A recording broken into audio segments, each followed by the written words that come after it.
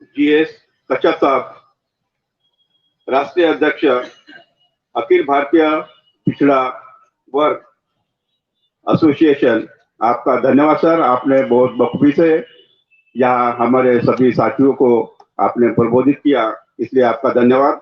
और इनके बाद मैं आज के कार्यक्रम के अध्यक्ष महोदय, हमारे मूल निवास संघ के राष्ट्रीय अध्यक्ष मान्यवर doctor engineer Umesh Chandra Gond sir से मैं निवेदन करता हूं, वे आए और अपना अध्यक्ष मनोगत व्यक्त करे। Doctor engineer Umesh Chandra Gond sir. और जाते जाते एक रिक्वेस्ट है आप सभी को, हमारे सभी साथियों को बड़ा इंटरेस्ट है, होना भी चाहिए और हम उनका धन्यवाद भी करते हैं, परंतु उसके साथ साथ आप सभी को विदित है कि मूल MNT न्यूज नेटवर्क ये ट्विटर, फेसबुक, यूट्यूब पर चालू है, आज लाइव है। ये सभी कार्यक्रम पूरे के पूरे, जब की रैली से लेकर सभी लाइव कार्यक्रम है। इतना होने के बावजूद भी हमारे जो साथी है, कार्यकर्ता है, ये सभी अपने अपने फोटो वीडियो निकाल के वो लाइव करने जा रहे हैं अपने माध्यम से। मैं आप लोगों से गुजारिश करता हूं कि ये MNT न्यूज नेटवर्क आपके लिए है, आपने बढ़ाना है, आपके माध्यम से ये मीडिया बढ़ेगा। और इसलिए आप YouTube से कम इसको अपने सारे के सारे साथियों को, मित्रों को, दोस्तों को, और जहां भी है जिस तरह से भी आप शेयर करना चाहते हैं शेयर करें, जिससे भी हमारी भलाई है, ना ही कि आप इंडिविजुअल चलाते हुए उसको लाइव करें। धन्यवाद। Doctor engineer Umesh Chandra Gond sir.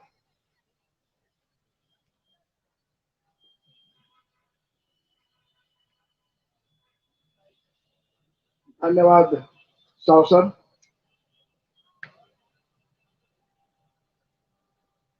आज के सभा में मैं आप सभी का स्वागत करता हूं, आपका अभिनंदन करता हूं। मैं अपने उद्घाटक इस सत्र का, इस अधिवेशन का उद्घाटन करने आए माननीय बीडी बोरकर सर, हमारे मुख्य अतिथि माननीय डॉक्टर GS कश्यप सर, आप सभी का मैं स्वागत करता हूं। आपने जो मार्गदर्शन किया, ये समय की आवश्यकता है, उसमें मुझे क्या जोड़ना चाहिए इसकी आवश्यकता नहीं महसूस होती। आपने अपने मार्गदर्शन में उन सभी बिंदुओं को टच किया है जो वर्तमान की समस्याओं से निजात दिलाने के लिए सक्षम है। निश्चित रूप से पॉलिटिकल पावर है, जब लोकतंत्र है तो लोकतंत्र में पॉलिटिकल पावर का महत्व है, लेकिन साथियों इससे सामाजिक शक्ति का, दूसरे शब्दों में कहें गैर राजनीतिक जड़ों की शक्ति का आकलन कम नहीं किया जा सकता। बिल्कुल हमने पॉलिटिकल पावर कैप्चर करनी चाहिए, मगर करोगे कैसे?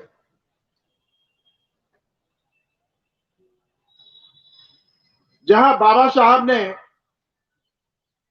संविधान बनाते समय 6000 से ज्यादा जातियों को 3 वर्गों में संगठित कर दिया, वर्गीकृत कर दिया, क्या हम ये 3 वर्ग आपस में नहीं लड़ रहे हैं? आपस में सिर्फ फुटबॉल नहीं हो रहा है? सर बाबा साहब को ये सब अच्छी तरह से मालूम था, इसलिए 25 नवंबर 1949 की भाषण में उन्होंने समता, स्वतंत्रता और बंधुत्व पर बहुत ही जोर दिया था। उनकी यह शंका थी कि कहीं यह देश पुनः अपनी आजादी को खो न दे, क्योंकि इतिहास में ऐसा हो चुका है। तो यह देश अपनी आजादी को खो न दे। और आज आपके सामने दिख रहा है कि शायद हम उस कागार पे पहुंच चुके हैं, यह देश अपनी आजादी खोए या न खोए, लेकिन मूल निवासी बहुजन समाज अपनी आजादी खो देगा। इसलिए जग जाओ।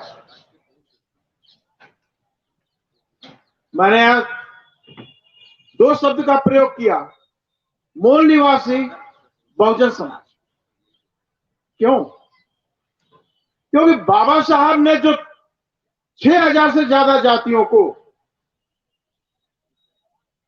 3 कैटेगरी में लाया, इकट्ठा किया संवैधानिक अधिकार देने के लिए, और उन्होंने अनुरोध किया कि उनके बीच में समता, स्वतंत्रता और बंधुता होनी चाहिए। और अगर आप संविधान की उद्देशिका को देखिए तो यह भी यही कह रहा है कि व्यक्ति की गरिमा और राष्ट्र की एकता अखंडता को सुनिश्चित कर सकने वाली बंधुता को विकसित करना है। To promote fraternity which secure individual dignity and unity and integrity of nation. यह एक ऐसा वाक्य दिया उन्होंने, यह वाक्य बाबा साहब का ही नहीं, उनके प्रथम गुरु लॉर्ड बुद्धा का है, जहां न्याय, स्वतंत्रता, समता और बंधुता की बात की गई है। तो ये स्वतंत्रता, समता और बंधुता बाबा साहब ने बोली इसलिए कि जो यहाँ के नेटिव हैं, we the people of India, we the Indian, Indian का मतलब ही होता है नेटिव, एबोरिजिनल, इंडिजीनियस यानी मूल निवासी। उन्होंने इंडिकेट कर दिया। क्यों कर दिया? क्योंकि ये जो शब्द मूल निवासी आया है, यह मूल निवासी जो फूले साहब ने कहा, राष्ट्रपिता फूले साहब ने कहा, किसान के कोड़ा में स्पष्ट लिखा, सेठ जी, भट्ट जी, ईरानियन, विदेशी,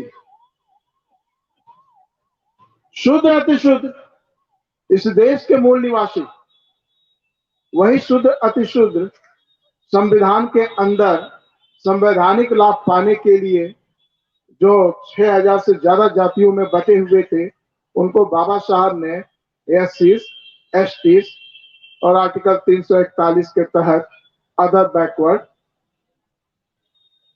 कैटेगरी या क्लास कहा। वामसेफ ने इस आंदोलन को आगे लेते हुए जो हमारे आइकन है, राष्ट्रपिता ज्योतिबा फुले साहब, संविधान निर्माता बाबा साहब, इनके ही आइकन को लेकर के इन तीनों वर्गों और इनसे धर्म परिवर्तित अल्पसंख्यक को मूल निवासी आइडेंटिटी के तहत, मूल निवासी पहचान के तहत एकजुट करने का प्रयास कर रही है। अगर मूल निवासी बहुजन समाज इस पहचान को अपना लेता है, एडॉप्ट कर लेता है, तो दिल्ली दूर नहीं, ये दिल्ली दूर नहीं है। ये जो पहचान है, ये हम सभी को, जो डिवाइड एंड रूल पॉलिसी के तहत विभिन्न जातियों में, विभिन्न धर्मों में और आज विभिन्न पार्टियों में, एनजीओ में लोग बिखरे पड़े हैं, अगर हम उनको एकजुट कर सकते हैं तो केवल यही एक पहचान है जिसके तहत हम एकजुट कर सकते हैं। और जब हम एकजुट हो जाते हैं, अगर भारत की पॉपुलेशन हमारे साथ 40% से ज्यादा रहती है, तो दिल्ली दूर नहीं है साथियों। वो पॉलिटिकल पावर आपके पास आएगी, लेकिन मुझे 40% नहीं चाहिए, मुझे पूरा 100% चाहिए। 90% का समाज पूरा चाहिए, नहीं तो फिर उल्टा हो जाएगा। इस 90% के समाज को मूल निवासी बहुजन समाज के नाम से हमने संगठित करना है और समाज की संरचना करनी है जो न्याय, स्वतंत्रता, समता और बंधुता पर आधारित समाज हो। यह हमारी जरूरत है। अगर इस जरूरत को हम पूरा करते हैं तभी हम वो पॉलिटिकल पावर गेन करेंगे। आप फील्ड में जाते हो, साहब ने कहा बैकवर्ड नहीं समझ रहा है, साहब बैकवर्ड खूब समझ रहा है, बशर्ते हम समझा लें। पहले तो हम समझें, पहले हम समझें कि हम मूल निवासी क्यों हैं। अगर संविधान सभा की डिबेट को देखा जाए, जयपाल सिंह मुंडा जी ने जब अपनी बात रखनी शुरू की थी, उन्होंने साफ ही कहा था कि नेहरू साहब के जो ये प्रस्ताव लेकर आए हैं, जिसको हम लोग उद्देशिका आज कहते हैं, ऑब्जेक्टिव, बोला इससे, इसके कानूनी दांवपेच से हमें कोई लेना देना नहीं है, क्योंकि तुम हमें लोकतंत्र नहीं सिखा सकते, तुम आदिवासियों को लोकतंत्र नहीं सिखा सकते। हम लोकतांत्रिक हैं, हमें तुम्हारी सुरक्षा भी नहीं चाहिए जो तुम हमको सुरक्षा देना चाहते हो। हमें तो सुरक्षा इन नेताओं से चाहिए। ये हमारा खून पीने वाले हैं, ये बाहरी लोग हैं जो 6000 साल से, उन्होंने कहा 6000 साल, 6000 साल से हमें बेइज्जत किए पड़े हैं, हमारा शोषण किए पड़े हैं। उन्होंने ही कहा, जैसा अभी सुबह में बात हो रही थी, बंगाल के रिप्रेजेंटेटिव थे, उन्होंने कहा, क्योंकि एक बात आई थी, बाबा साहब ने कहा गृह युद्ध हो सकता है, उसी पर उन्होंने कहा कि हम डिप्रेस क्लास वाले, हम ये कहीं दावा नहीं करते कि हमारे पूर्वज कहीं दूसरे देश से आए हैं और यहां आक्रमण करके इस देश पे कब्जा किए हैं, हम ऐसा कोई दावा नहीं करते, हम यहाँ के मूल निवासी हैं। इसी चीज को जयपाल सिंह मुंडा साहब ने कहा कि डिप्रेस क्लासेस कह रहा है कि वो यहाँ का मूल निवासी है, हम आदिवासी कह रहे हैं हम यहाँ के मूल निवासी हैं। अगर ये डिप्रेस क्लास और ये आदिवासी जो यहाँ के मूल निवासी हैं, ये एक साथ आ जाए तो वी आर इन कमांड। हम आदेशनात्मक निर्णय लेने की क्षमता रखते हैं। ये संविधान सभा की डिबेट में मूल निवासी शब्द आया है, शब्द आया हुआ है, फिर क्यों नहीं मानते हम जयपाल सिंह मुंडा की बात करते हैं और उल्टे धार चलते हैं। भाई जब हमारे नेता ने, जिसको हम नेता मान रहे हैं, जिसको हम अगुआ मान रहे हैं, उन्होंने जो चीज कह दी है कि हम यहाँ के मूल निवासी हैं, तो फिर कौन सा भेद। डिप्रेस क्लासेस को कह दिया गया हम यहाँ के मूल निवासी हैं, हम कोई दावा नहीं करते कि हम बाहर से आए हैं या यहाँ पे आक्रमण करके भारत को विजिट किया है, हम यहाँ के मूल निवासी, हम ऐसा कोई दावा नहीं करते। तो फिर आप क्यों नहीं मानते भाई। साथियों, ये मूल निवासी पहचान का महत्व है। आप फील्ड में जाते हो, बात करते हो, 3 चीजें मुख्य हैं। मूल निवासी पहचान की 3 चीजें बहुत मुख्य है। पहली बात कि जब हम सारे मूल निवासी हैं और अपने अंदर इसका एडॉप्ट कर रहे हैं, इसको एडॉप्ट कर रहे हैं, मान रहे हैं, इसका मतलब हम कास्ट कॉन्फ्लिक्ट से दूर हो रहे हैं। हमारे अंदर जातीय सोच कमजोर हो रही है और विज्ञान का नियम है, जो चीज कमजोर होगी वो एक दिन खत्म हो जाएगी। तो मूल निवासी पहचान एक तो जातिगत सोच, यानी जाति के नाम पर जो ईर्ष्या द्वेष फैलता है, नफरत फैलती है, उसको कमजोर करती है और आने वाले समय में जाति भी खत्म हो सकती है। दूसरी चीज, आप सामाजिकता जो निभाना होता है, शादी विवाह, मरना जीना, बहुत सारी सामाजिकता है। इस समय तो सबसे बड़ी समस्या लड़के लड़की की शादी की मानते हैं लोग, बाकी तो काम कर लेते हैं। एक पढ़ी लिखी लड़की के लिए आप लड़का खोजने जाते तो समाज की राजनीति मिलता है। उसी तरह लड़का अगर बहुत अच्छा क्वालिफाइड हो गया तो उसका कार्य करता कि हमको किसी लेवल की लड़की चाहिए। अरे भाई, समाज तो पढ़ा ही नहीं रहा है, क्योंकि उसको खाने को नहीं मिल रहा है, ऐसी हाई लड़की कैसे मिलेगी? तो जब तक जातिगत सोच रहेगी तो ऐसी लड़की नहीं मिलेगी, ऐसा लड़का नहीं मिलेगा। पढ़ाओ, आने की जरूरत है और आप आते भी हो, लेकिन थोड़ा रो कर आते हो। भाई लव अफेयर चल रहा है, रोक लेते हो क्या? अगर लड़के लड़की के घर छोड़ के जा गए, मम्मी पापा आप नहीं मानता तो इनके साथ ही रहेंगे, आप क्या करते हो? गोली मार देते हो। 2-4 साल बाद तो फिर लाते हो ना, और जब नन्ना मुन्ना आ जाएगा तब तो लाते हो। तो तब लाते हो 4 साल बाद, और वो शुरू में कर लेते, हंस के कर लेते, तो दो परिवार के बीच में रिश्ता गाढ़ा हो जाता, प्रगाढ़ हो जाता, कट्टु बंधन हो जाता। तो साथियों, जाति कुछ होती नहीं, वो तो मेंटल स्टेटस है। और साहब ने भी बताया, ये एक राजनीतिक पहचान भी है।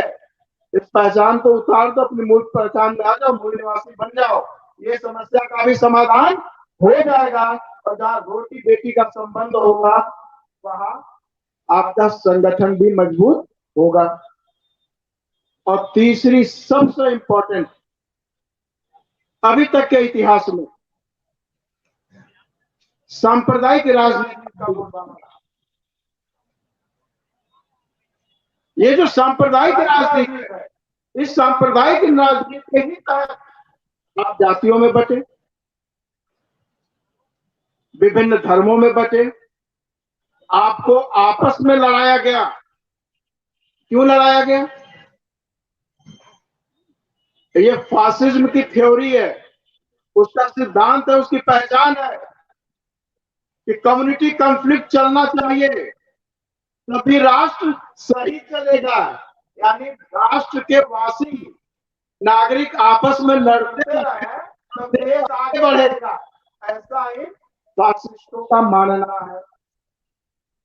और यही चीज हिंदुत्व में है कि लड़ाओ तो SC ST OBC को लड़ाओ, तो जातियों को लड़ाओ, और कुछ नहीं मिलता तो हिंदू मुसलमान को लड़ा दो। यही हो रहा है ना, सिर्फ फासिज्म है। इसका मुकाबला कैसे करोगे? इनके इन नीतियों के कारण कुछ लोग कहते हैं कि बाबा साहब ने एक ही बार जो हमको 2 वोट का अधिकार और स्वतंत्र निर्वाचन मंडल मिलने की बात की थी, वो मिला और पूना पैक्ट में खत्म हो गया, उसके बाद रखा नहीं बाबा साहब ने। ऐसा नहीं है साथियों, 2 बार और रखा गया था। जब सरदार पटेल अल्पसंख्यक कमेटी के चेयरमैन थे,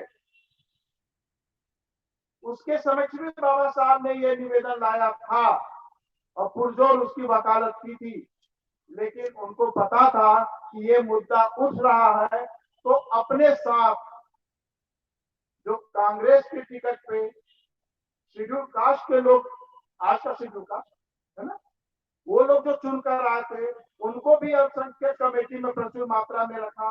अल्पसंख्यक कमेटी में सो कॉल्ड हिंदू, जिनको आज हम सवर्ण कहते हैं, उनको भी रखा, और वहां तो मत के अनुसार, यानी कि वोट के अनुसार तय कर दिया गया कि आपके पक्ष में मत नहीं है, इसलिए आपका जो रिजोल्यूशन है इसको डाउन किया जाता।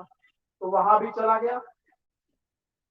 एक बार संविधान सभा में फिर रखा गया, और वहां भी मेजॉरिटी के आधार पर इसको धाराशायी कर दिया गया। तो साथियों ये क्या था? ये सांप्रदायिक राजनीति का शिकार हुआ था। 2 वोट और स्वतंत्र निर्वाचन क्षेत्र, ये उसका हुआ था। यही नहीं, उसके बाद आप आ जाइए मंडल और कमंडल। ओबीसी के अधिकार पर ग्रहण कहां से लगा? सांप्रदायिकता की वजह से, सांप्रदायिकता की वजह से उस पर ग्रहण लगा।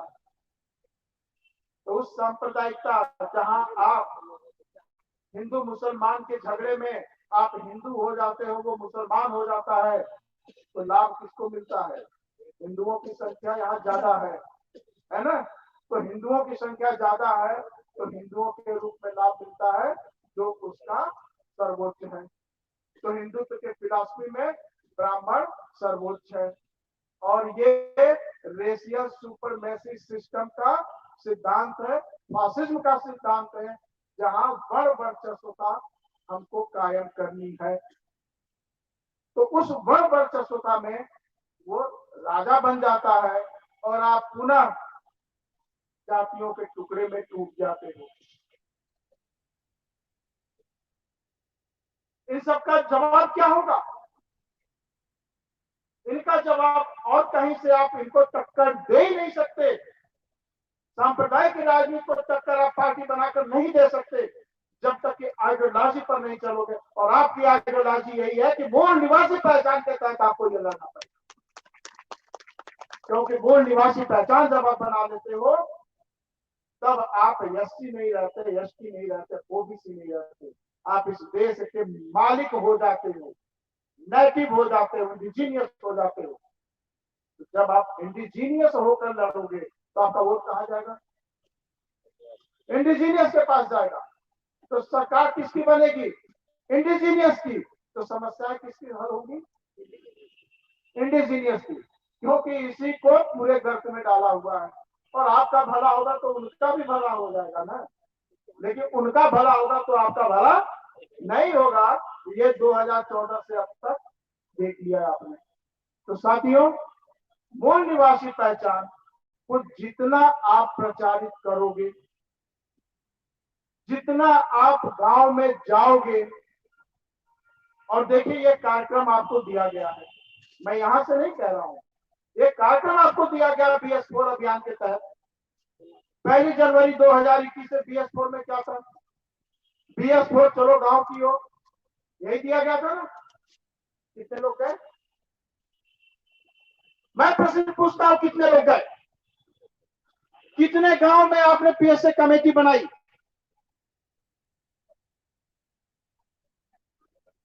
बिल्कुल गए होगे आप गांव में, अपने समय के अनुसार गए होगे, अपने कंफर्ट जोन में गए होगे। एक गुजारिश है, कंफर्ट जोन से हट जाओ। अगर आंदोलन चलाना है, इस देश का शासक बनना है, अपना भविष्य सुधारना है, अपने बच्चों का भविष्य, बच्चों के बच्चों का भविष्य सुधारना है, तो अपने कंफर्ट जोन से बाहर हो जाओ। दिन देखो ना रात देखो, चलना पड़ेगा। नौकरी है, नौकरी करो, 1 घंटा किसी गांव में जरूर दो। नियमित बैठक करो, किसी न किसी गांव में बैठक करो, इन मुद्दों पर बात करो। गांव के लोग आएंगे आपके साथ। आपसे ज्यादा, आप शहर में हो, आपसे ज्यादा प्रताड़ित वो आए। हो सके आप शहर में बैठे हो, आपकी नकेल न कसी जाए, लेकिन उनको कल की नकेल कसने वाली है। एक तो आज ही उनके पास खेती नहीं है, कल को वो जो बाबू साहब और पंडित जी का खेत है ना, वहां से गुजरने भी नहीं दे रहे हैं गांव के अंदर आज, और स्पेशली जब से बीजेपी की सरकार आई है। आपको अपने लिए नहीं, अपने आने वाली पीढ़ी के लिए, अपने समाज के लिए, कल को दूसरा कोई अंबेडकर साहब पैदा होकर ये न कह दे कि मुझे पढ़े लिखे उन्होंने धोखा दिया और मेरे चारों तरफ अपना पेट भरने वाले क्लर्कों की फौज खड़ी है, ऐसा न कह दे। इसलिए आपको निकलना पड़ेगा, आज इसकी जरूरत है। गांधी के कहने पे लोगों ने अपनी नौकरी छोड़कर स्वतंत्रता आंदोलन में भाग लिया, और मिला क्या? घर से भी गए और गए ना, हमारी हालत यही बैठ गई। लेकिन आज आप नौकरी छोड़ोगे तो अपने बच्चों के फ्यूचर के लिए, लेकिन मैं कहीं नहीं कहूंगा कि आप नौकरी छोड़ो, अपना धंधा छोड़ो, क्योंकि आपके नौकरी धंधे से जो 1 रुपए का हमें कंट्रीब्यूशन मिलता है, आपकी मदद मिलती है संगठन में और उसके क्रियाकलापों को आगे ले जाने के लिए, वो नहीं रुकना चाहिए। वो 1 रुपए आपको देना ही होगा और उसके लिए आपको काम करना होगा। लेकिन आपके दिमाग में अपना समाज, अपना देश, मूल निवासी बहुजन समाज ही आना चाहिए अपने सपने में कि इनका उद्धार कितनी जल्दी होगा और मेरी क्या ड्यूटी है। आपको बहुत कुछ नहीं करना है, आपको उनको मूल निवासी कॉन्सेप्ट के अंदर लेकर आना है, उनको कुछ चीजें बतानी है। Time to time MNT news network के ऊपर भी बराबर रोज का कैडर चल रहा है, आप लोग उसको देखेंगे भी तो बहुत सारी चीजें आएंगी। हम लोग इतने कंफर्ट जोन में रहते हैं, एक उदाहरण दे रहे हैं, वो छोटे छोटे वीडियो आते हैं ना 5 मिनट 7 मिनट वाला, तो हम 2 बार देख लेते हैं। और एमएनटी का 1 घंटे का आता है प्रबोधन, नींद आ जाती है 8:30 बजे। क्या आंदोलन करोगे, कैसे करोगे? शिक्षित होना पड़ेगा ना। MSc BSc PhD engineering medical करने से नहीं काम चलेगा। इस समाज की लड़ाई आंदोलन शास्त्र पढ़ना पड़ेगा। चूंकि आप नहीं पढ़ पा रहे हो आंदोलन शास्त्र, इसलिए एमएनटी पे वो चीज बताई जा रही है। भाई आप में बहुत से लोग जानते होंगे जो मैं नहीं जानता हूं, लेकिन जब बैठेंगे तब तो मुझे भी मिलेगा, मैं आपको दूंगा। इसलिए बैठक करनी जरूरी है, नियमित बैठक करते रहिए। नियमित बैठक करने के भी फायदे हैं। संगठन में जब आप चलते हैं कुछ हाथ टाक होता है, बहुत सारी चीजें होती है, गिले शिकवे होते हैं, लेकिन आप लगातार बैठते रहोगे तो वो भी दूर हो जाएगा, वो भी दूर हो जाएगा। लेकिन अगर आप दूरी बना लोगे तो सर्वदा के लिए दूर हो जाओगे, फिर आप आंदोलन नहीं चला सकते। इंटरपर्सनल रिलेशन जरूरी है, लेकिन इंटरपर्सनल रिलेशन भी अपने डिग्निटी के कॉस्ट पे नहीं होना चाहिए। अगर आपका सम्मान है तो मेरा भी सम्मान है, और हम सबने एक दूसरे को सम्मानित भी करने का कार्यक्रम चलाना चाहिए। मुद्दा की चीजें हैं, वो कहने की जरूरत नहीं है। जब आप बार बार बैठेंगे सामुदायिक व्यवहार अपने आप शुरू हो जाएगा। आपके अंदर से ईर्ष्या द्वेष नफरत की चीजें गायब हो जाएंगी, आपके अंदर से नकारात्मकता गायब हो जाएगी, और वही नकारात्मकता जब हटेगी संगठन मजबूती से आगे बढ़ेगा और आप अपने लक्ष्य को हासिल कर सकते हैं। इसलिए मैं आपसे पुनः विनती करूंगा, बैठकों का दौर लगातार शुरू होना चाहिए। एक जगह बैठक करते हो, ऐसे बैठकों का जाल जिले के ब्लॉक में, तहसील में, न्याय पंचायत में, गांव में करना होगा। जब तक गांव से कैडर नहीं उठेगा तब तक जिले और प्रांत में कैडर नहीं बनेगा, और जब तक गांव से उठ के लोग ऊपर नहीं आएंगे तब तक संगठन केवल नाम का संगठन रह जाएगा। यह आपकी जिम्मेदारी है, हमारे हर श्रोताओं की जिम्मेदारी है, हमारे हर सदस्य की जिम्मेदारी है कि हम इस पे काम करें। अगर अभी भी सोते रहे, अगर हमने 3 मंजिला बना लिया है ना, 1-2 जगह की घटना भी आई है कि भैया घर खाली कर दो, शास्त्रों के अनुसार तुम्हें ये घर बनाने की इजाजत नहीं है, या तो वहीं जलाकर मार दिए जाओगे, मर्डर कर दिए जाओगे, या फिर खुद जान बचाने के लिए छोड़कर भाग जाओगे, और वो उनका हो जाएगा जो आपसे ताकतवर है। क्यों हमारे लोग गांव से पलायन कर रहे हैं? ये है कि नहीं किए हैं? आखिर पाकिस्तान से लोग पलायन करके आए, भारत से पलायन करके गए, तुमके घर कहाँ गए? क्या लोग लेकर गए? जो यहाँ मजबूत और कब्जा कर लिया। सांप अपना बिल नहीं बनाता, वो दूसरे के ही बिल में घुस के रहता है। तो अपने बिल की रक्षा करनी है तो मजबूत हो जाओ। हम मजबूत जाति के आधार पर तो कतई नहीं हो सकते, जाति में भी बहुत फूट मत है, नहीं हो सकते। इसलिए मूल निवासी पहचान के तहत संगठित हो जाओ, मूल निवासी बन जाओ, उसकी अहमियत पहचान लो। साथियों, मैं अपनी बात यही विराम देना चाहूंगा, क्योंकि टी टाइम भी है। चूंकि इशारा यह था कि चाय बनने में थोड़ी देर है तो सब थोड़ा सा आप बोल सकते हैं, तो मुझे लगता है कि अब इससे ज्यादा हमें नहीं बात करनी चाहिए। इसके अगले सेशन में मिलेंगे। बहुत अच्छे अच्छे टॉपिक्स हैं जो साहब ने बताया। मत है ना। वो जो मत है अपना, वो लोग क्या बोलते हैं कि हमारा मतदाता बिकाऊ है? नहीं साहब, मतदाता बिकाऊ है या नहीं है? क्या मतदाता को शिक्षित किया तो कौन करेगा? अगर हम जागे तो जगाना किसका काम है? हमारा काम है। तो ऐसे टॉपिक्स हैं इसके अंदर। फिर संविधान के ऊपर भी टॉपिक्स हैं, आप लोगों के पास पंपलेट है, आप देखें। और इसी के साथ मैं अपनी बात को विराम देता हूं। अगली कार्रवाई के लिए हम लोग फिर मिलेंगे। फिलहाल फ्री ब्रेक होने जा रहा है। जय भीम, जय मूल निवासी, जय भारत, जय संविधान।